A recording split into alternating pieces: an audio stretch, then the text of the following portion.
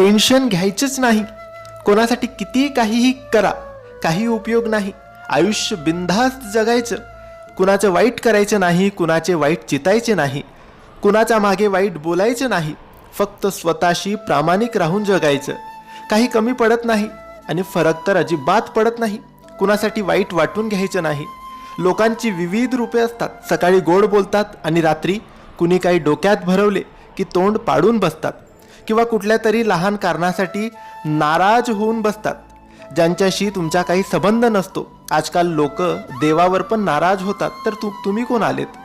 कुणी कितीही वाईट बोलो किंवा वाईट करण्याचा प्रयत्न करो, कुणाच्या आयुष्यात डोकवायचं नाही आणि कुणाविषयी मागे वाईट चर्चा करायची नाही. फक्त स्वतःबरोबर दुसऱ्यांचे हित चितायचे.